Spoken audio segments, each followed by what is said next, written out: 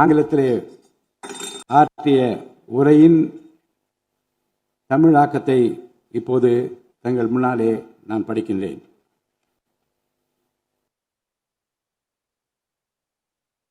மாண்புமிகு சட்டமன்ற பேரவை உறுப்பினர்களே, வணக்கம்.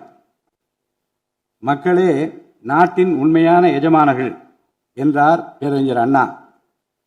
அண்மையில் நடந்து முடிந்த தமிழ்நாடு சட்டமன்ற தேர்தலில் தமிழ்நாட்டின் எஜமானர்களால் தேர்ந்தெடுக்கப்பட்டு 17வது தமிழ்நாடு சட்டமன்ற பேரவையின் முதல் கூட்டத்தொடரில் இங்கே அமர்ந்திருக்கும் சட்டமன்ற உறுப்பினர்களுக்கு எனது நல்வாழ்த்துக்களை முதற்கண் தெரிவித்துக் கொள்கிறேன்.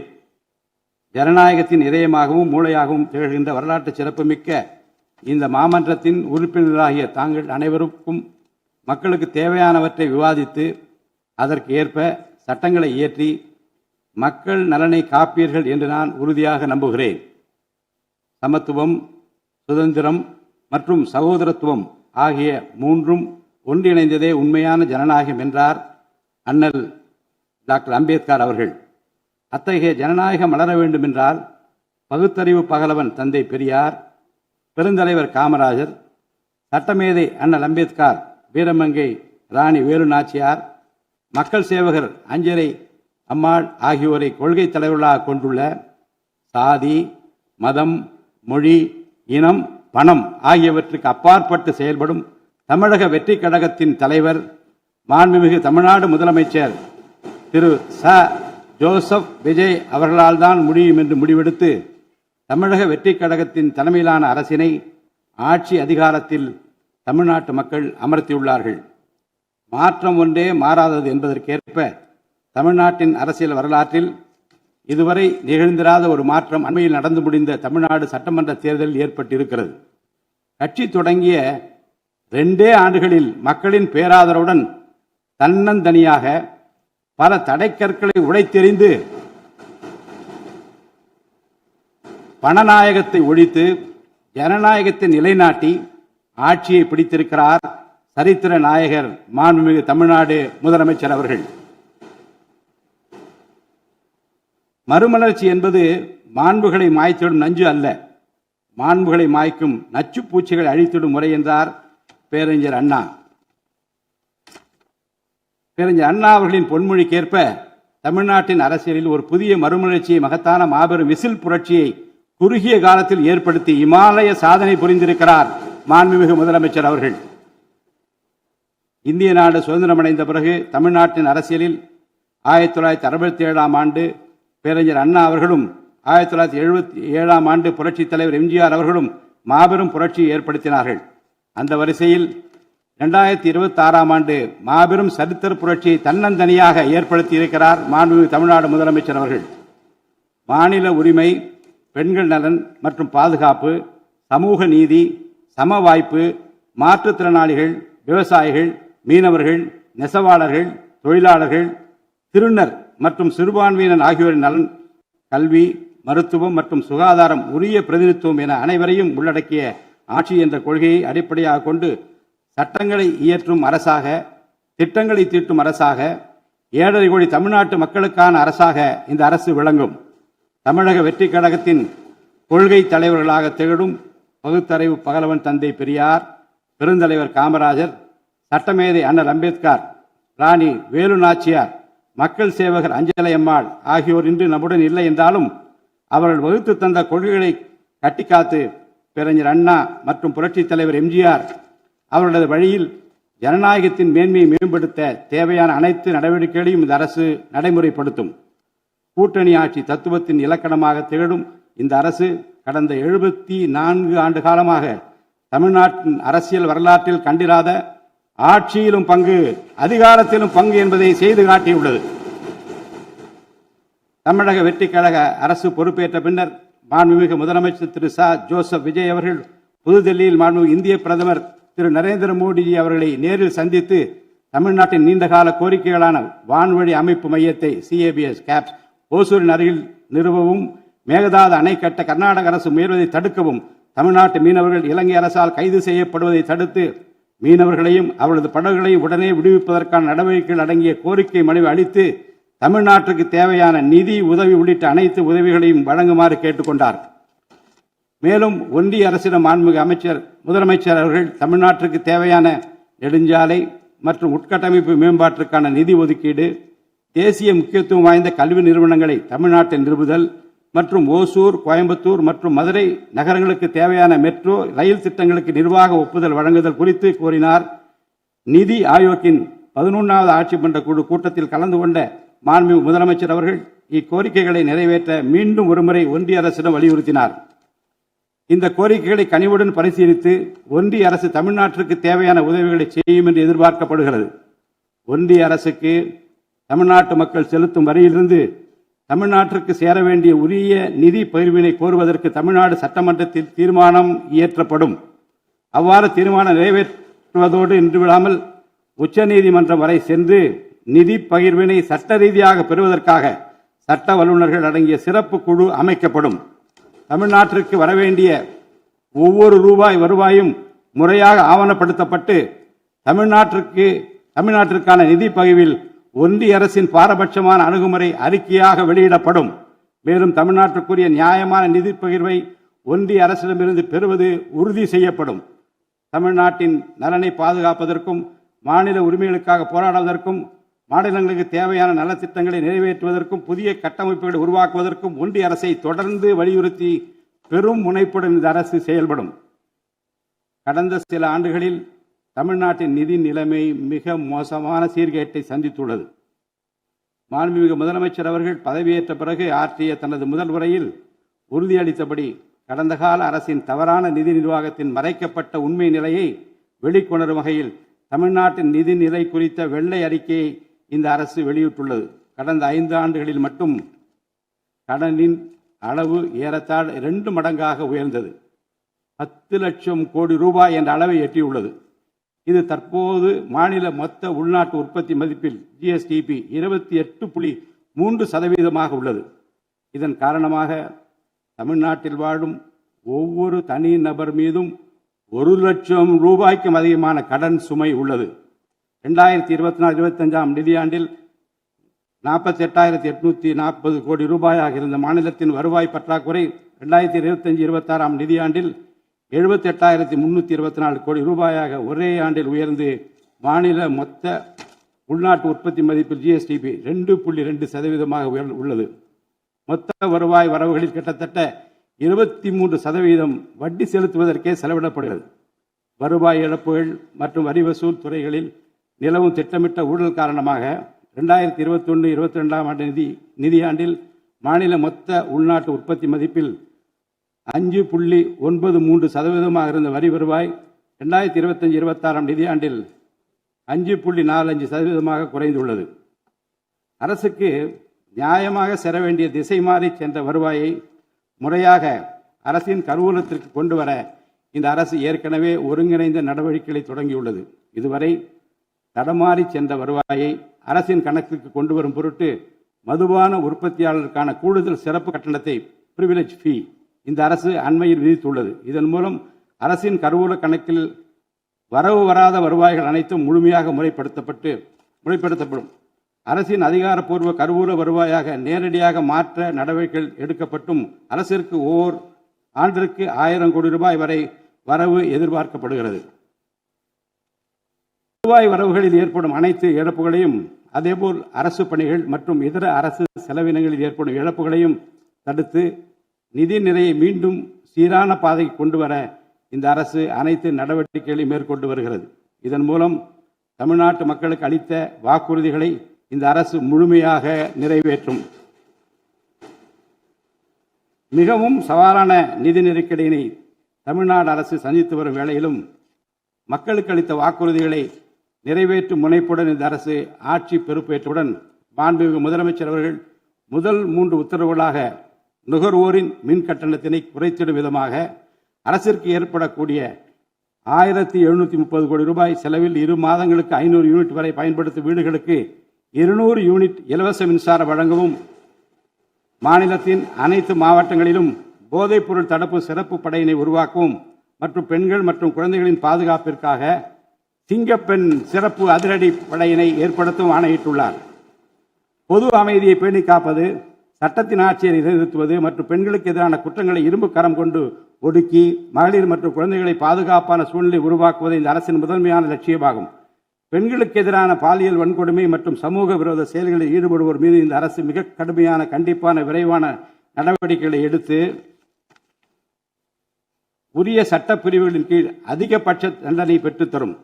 பெண்கள் மற்றும் குழந்தைகளின் பாதுகாப்பினை உறுதி செய்யும் பொருட்டு உருவாக்கப்பட்ட சிங்கப்பெண் சிறப்பு அதிரடிப்படை 2545 புதிய பணியிடங்களுடன் 319 புதிய 4 சக்கர ரோந்து வாகனங்கள், 101 இருசக்கர வாகனங்கள் மற்றும் ட்ரோன்களுடன் 354 கோடி ரூபாய் நிதி ஒதுக்கீட்டில் இப்பணியினை மிக சிறப்பாக செய்து முடிக்கும். கடந்த சில ஆண்டுகளாக தமிழ்நாட்டில் போதைப்பொருள் கலாச்சாரம் வேரூன்றியுள்ளது. இதனை கட்டுப்படுத்த முந்தைய அரசு ஆக்கப்பூர்வமான நடவடிக்கைகள் எதையும் எடுக்கவில்லை. தமிழ்நாட்டின் சட்டம் ஒழுங்கு சீர்கேட்டிற்கு முதற் காரணம் மாநிலத்தின் பரவலாக கிடைக்கும் போதைப்பொருள் பழக்கம்தான். போதைப்பொருள் இல்லாத தமிழ்நாட்டை உருவாக்குவது இந்த அரசு முழு மூச்சுடன் செயல்படும். இதனை செயல்படுத்தும் விதமாக போதைப்பொருள் தடுப்பு சிறப்பு படை அனைத்து மாவட்டங்களை உருவாக்க இந்த அரசு உத்தரவிட்டுள்ளது. போதைப்பொருள் நடமாட்டத்தை முற்றிலுமாக ஒழிக்க தேவையான அனைத்து நடவடிக்கைகளையும் இந்த அரசு எடுத்து வருகிறது. பொதுமக்களின் நலனில் பெரிதும் அக்கறை கொண்ட இந்த அரசு பொறுப்பேற்றவுடன் முதற்கட்டமாக வழிபாட்டு தலங்கள், கல்வி நிறுவனங்கள் மற்றும் பேருந்து நிலையங்களுக்கு அருகில் 500 மீட்டர் தொலைவில் அமைந்திருந்த 717 மதுபான சில்லறை விற்பனை கடைகள் மூடப்பட்டுள்ளன.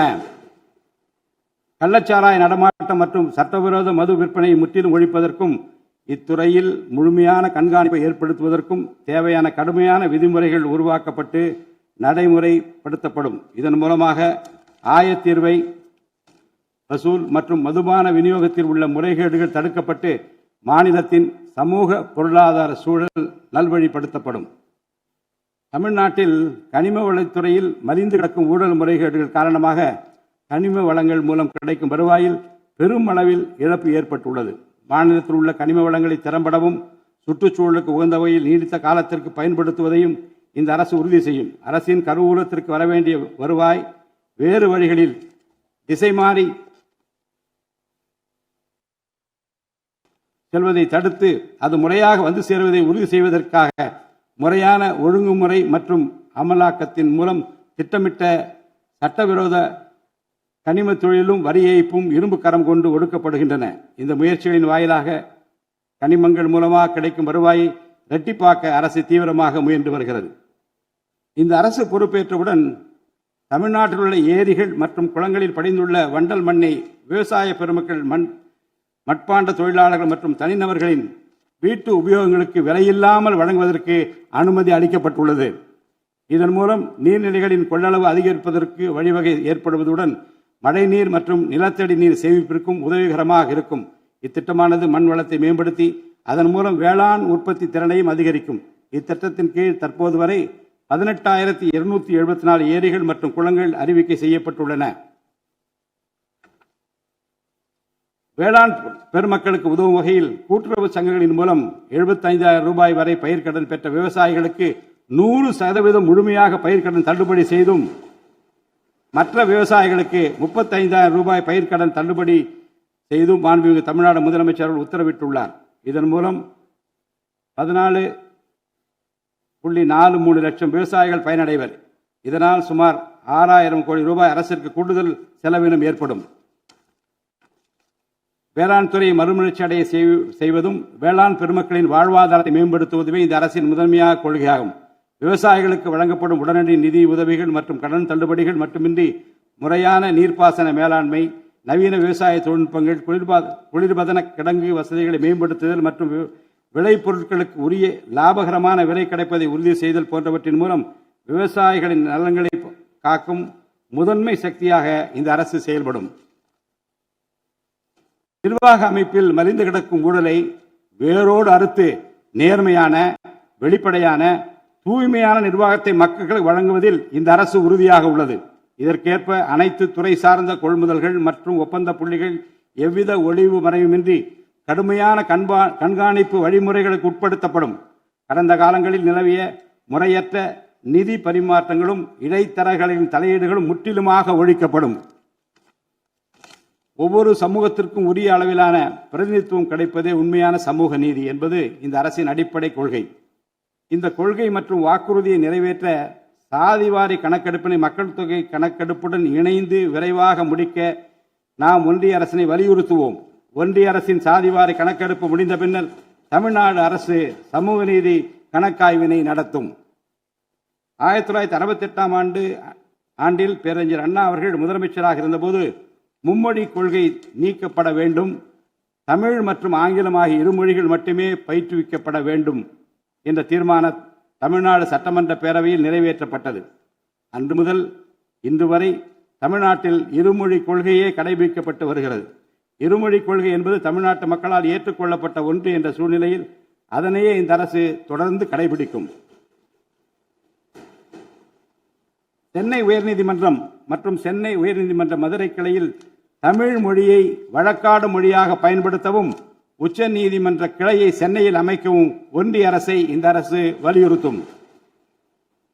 தேசிய கல்விக் கொள்கை 2020 இந்த அரசு கடுமையாக எதிர்க்கும். தேசிய கல்விக் கொள்கையின்படி மும்மொழி கொள்கையை கடைபிடித்தால்தான் அனைவருக்கும் கல்வி இயக்கம் திட்டத்தின் கீழ் தமிழ்நாட்டிற்கு நியாயமாக கிடைக்கப்பெற வேண்டிய 3458 கோடி ரூபாய் நிதியை விடுவிக்க முடியும் என்ற ஒன்றிய அரசின் நிலைப்பாடு ஏற்றுக்கொள்ளக்கூடியது அல்ல. இது மும்மொழி கொள்கையை தமிழ்நாட்டில் திணிப்பதற்கு சமமாகும். மும்மொழி கொள்கையை நிறைவேற்றினால்தான் நிதி ஒதுக்கீடு செய்யப்படும் என்ற நிலைப்பாட்டை ஒன்றிய அரசு மறுபரிசீலனை செய்து தமிழ்நாட்டுக்குரிய நிதியை உடனடியாக விடுவிக்க ஒன்றிய அரசை இந்த அரசு வலியுறுத்தும். அரசியலமைப்பு சட்டத்தின் கீழ் கல்வியானது பொதுப்பட்டியல் இருப்பதன் காரணமாக நீட் தேர்வு, தேசிய கல்விக் கொள்கை திணிப்பு, மும்மொழி கொள்கை போன்ற பிரச்சனைகள் ஏற்படுகின்றன. எனவே கல்வியை பொது பட்டியலில் இருந்து மாநில பட்டியலுக்கு மாற்ற தேவையான அனைத்து முயற்சிகளையும் இந்த அரசு மேற்கொள்ளும். உண்மையான கல்வி சீர்திருத்தம் என்பது கல்வி நிறுவனங்களின் தரத்தையும் அதன் கற்பித்தல் திறனையும் உயர்த்துவதிலே அடங்கியுள்ளது. இதற்கேற்ப மாநிலத்தின் பல்கலைக்கழகங்கள் மற்றும் உயர்கல்வி நிறுவனங்களில் நீண்ட காலமாக நிரப்பப்படாமல் உள்ள தேவையான உதவி பேராசிரியர் மற்றும் ஆசிரியர் காலி பணியிடங்களை தகுதி மற்றும் திறமையின் அடிப்படையில் வெளிப்படையான முறையில் நிரப்புவதற்கு இந்த அரசு போர்க்கால அடிப்படையில் நடவடிக்கை எடுக்கும். அது மட்டுமின்றி உயர்கல்வித்துறையில் பல்வேறு அடிப்படை சீர்திருத்தங்களை இந்த அரசு கொண்டு வரும். இதன் மூலம் உலகத்தரம் வாய்ந்த உயர்கல்வி தமிழ்நாடு மாணவர்களுக்கு கிடைக்கப்பெறும். தமிழ்நாட்டின் நெற்களஞ்சியமாக விளங்குவது காவிரி டெல்டா பகுதி. டெல்டா மாவட்டங்களின் பிரதான நீர் ஆதாரமான காவிரி நீரினையே டெல்டா பகுதி விவசாயிகள் நம்பியுள்ளனர். காவிரி நீரை பயன்படுத்துவதில் தமிழ்நாட்டிற்கு உள்ள உரிமை மிக பழமை வாய்ந்தது. நம்முடைய உரிமையை உச்சநீதிமன்றத்தில் நிலைநாட்டிய பின்பும் காவிரி நீரை பெறுவதற்கு ஒவ்வொரு ஆண்டும் போராட வேண்டிய நிலை இருக்கிறது. உரிய நீருக்கு பதிலாக உபரி நீர்தான் தமிழ்நாட்டிற்கு கர்நாடக அரசால் வழங்கப்படுகிறது. இந்த நிலையில் மேகதாது திட்டத்தை செயல்படுத்த கர்நாடக அரசு முயன்று வருகிறது.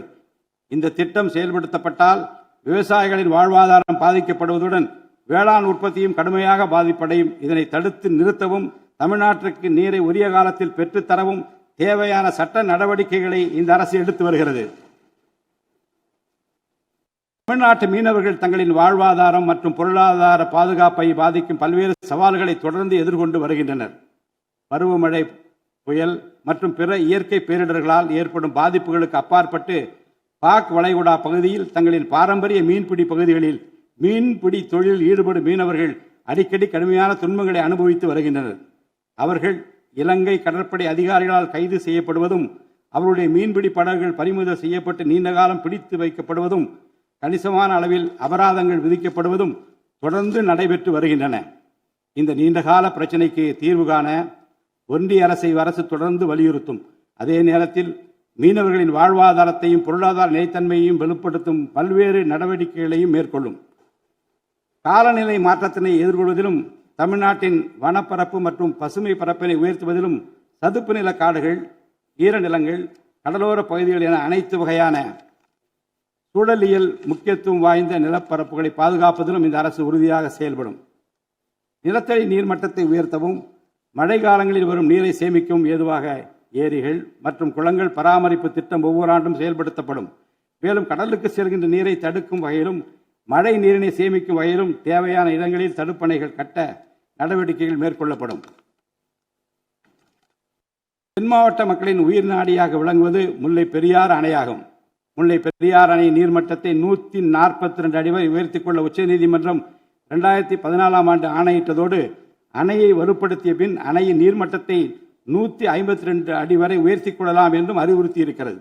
ஆனால் அணையை வலுப்படுத்தும் பணிகளை மேற்கொள்ள தொடர்ந்து அனுமதி மறுத்து வரும் கேரள அரசானது அதற்கு மாறாக புதிய அணையை கட்ட வேண்டும் என்ற கோரிக்கையை தொடர்ந்து வலியுறுத்தி வருகிறது. கேரள அரசின் புதிய அணை கட்டும் முயற்சியை தடுக்கவும், முல்லை பெரியார் அணைப்பகுதியில் பழுதுபார்க்கும் பணிகளை மேற்கொள்ளவும், அணையின் நீர்மட்டத்தினை உயர்த்தவும் உறுதியான நடவடிக்கைகளை இந்த அரசு எடுக்கும்.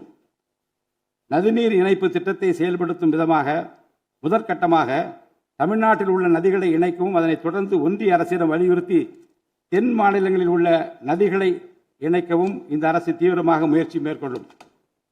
கீழடி, ஆதிச்சநல்லூர், கொடுமணல், மயிலாடம்பாறை, சிவகலை, அழகன்குளம், அரிக்கமேடு, சல்வன்குப்பம் மற்றும் பூம்புகார் ஆகிய தலங்களில் தொடர்ந்து தொல்லியல் துறை ஆராய்ச்சி மேற்கொள்ளவும், கீழடி, ஆதிச்சநல்லூர் ஆகிய இரு தலங்களுக்கு யுனெஸ்கோவின் உலக பாரம்பரிய சின்னம் என்ற அங்கீகாரத்தை கிடைக்கவும், இத்தலங்களுக்கு பள்ளி மாணவர்களை கல்வி சுற்றுலா அழைத்துச் செல்லவும் இந்த அரசு வழிவகை செய்யும்.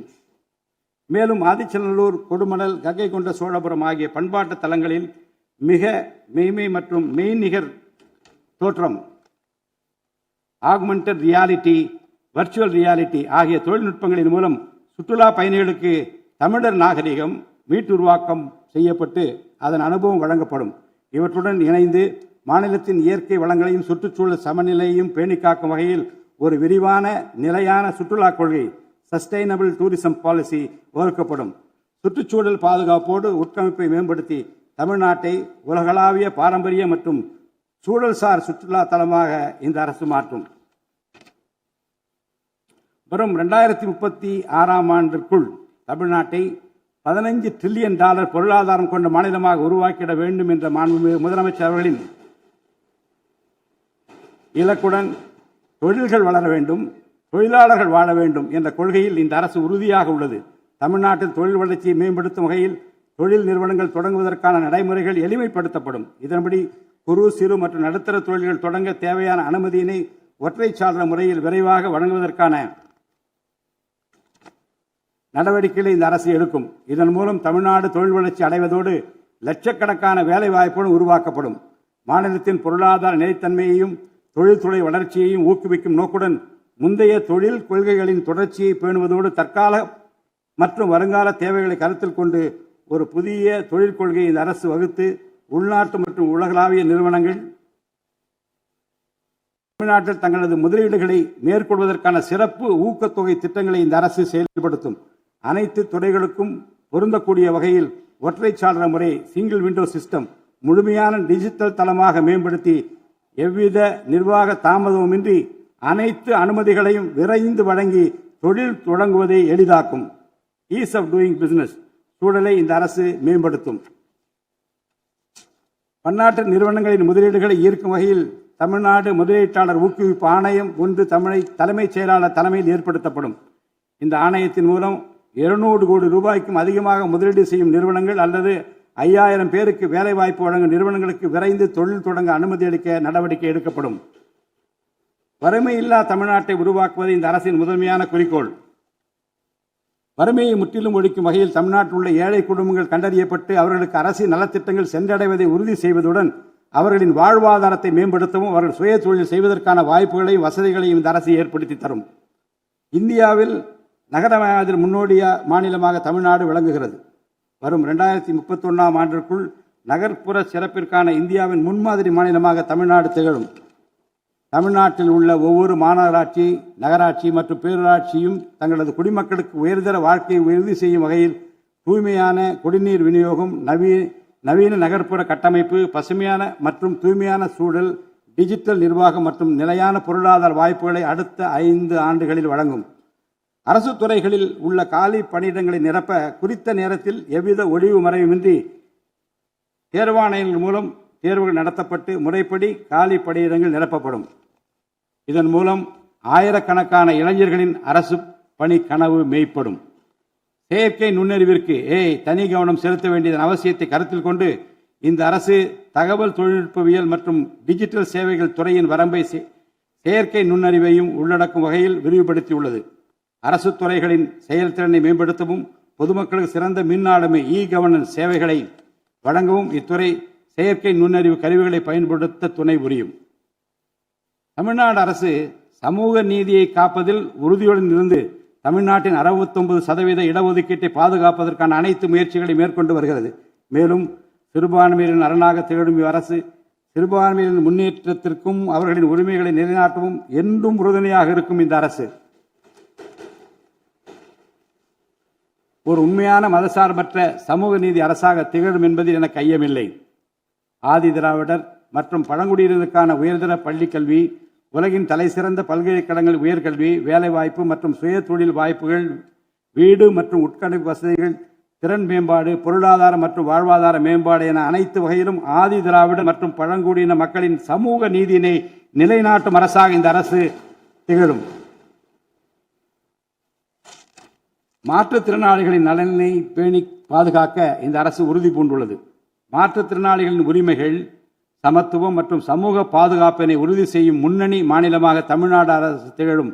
டிஜிட்டல் மற்றும் உட்கட்டமைப்பில் மாற்றுத்திறனாளிகளுக்கு சமமான அணுகல் வசதி ஏற்படுத்தி கொடுப்பது மட்டுமல்லாமல் சமூகத்தில் அவர்களின் முன்னேற்றத்திற்கு சிறப்பு கவனம் அளிக்கப்படும். மாற்றுத்திறனாளிக்கான 4% இடஒதுக்கீட்டு முறையாக நடைமுறைப்படுத்தவும் இந்த அரசு நடவடிக்கை எடுக்கும். எதிர்கால ஒலிம்பிக் வெற்றியாளர்களை உருவாக்கவும் தமிழ்நாட்டை இந்தியாவின் முன்னணி விளையாட்டு ஆற்றல் மையமாக நிலைநிறுத்துவதையும் நோக்கமாக கொண்டு ஒலிம்பிக் உயர் திறன் மையங்கள் ஒலிம்பிக் சென்டர்ஸ் ஆஃப் எக்ஸலன்ஸ் அமைக்க இந்த அரசால் நடவடிக்கை மேற்கொள்ளப்படும். இம்மையங்கள் உலக தரத்திலான பயிற்சி, உட்கட்டமைப்பு, உயர்தர பயிற்சி, நவீன விளையாட்டு, அறிவியல் வசதிகள், செயல்திறன் பகுப்பாய்வு மற்றும் முழுமையான விளையாட்டு மேம்பாட்டு சேவைகள் வழங்கும். திருநர் கண்ணியத்துடன் வாழ வழி செய்யும் விதமாக அவர்களுக்கு திறன் மேம்பாட்டு பயிற்சி வழங்கவும், சுய உதவி குழுக்கள் அமைச்சிடவும், வாழ்வாதார வாய்ப்புகள் மற்றும் வேலை வாய்ப்பு பெற்றிட துணை புரிந்தும் வீட்டு வசதிகளை உருவாக்கிடவும் இந்த அரசு உறுதுணையாக இருக்கும். நமது வரலாற்று சிறப்புமிக்க ஆன்மீக கோயில்களின் நிர்வாகத்தை மேம்படுத்தும் வகையில் இந்து சமய அறநிலையத்துறையில் கட்டமைப்பு சீர்திருத்தங்களை இந்த அரசு மேற்கொள்ளும். கோயில் சொத்துக்கள், நிலங்கள் மற்றும் அறக்கட்டளை வருவாய்கள் அனைத்தையும் முழுமையாக தணிக்கை ஆடிட் செய்வதற்கும் கணக்குகளை வெளிப்படையாகவும் கணினிமயமாகவும் கொண்டு வருவதற்கும் நடவடிக்கை எடுக்கப்படும். முந்தைய காலங்களில் நிலவி வந்த நிர்வாக முறைகேடுகள் முற்றிலும் களையப்பட்டு கோயில்களில் அசையும் மற்றும் அசையா சொத்துக்கள் அனைத்தும் அதன் புனிதமான நோக்கங்களுக்காக மட்டுமே பயன்படுத்தப்படும் இந்த அரசால் உறுதி செய்யப்படும். அரசின் நலத்திட்டங்களை மக்களிடம் எடுத்துச் செல்வதில் முக்கிய பங்கு வகிப்பவர்கள் அரசு ஊழியர்கள். இளைய சமுதாயத்தை நல்வழிப்படுத்துவதில் முக்கிய பங்கு வகிப்பவர்கள் ஆசிரியர்கள்.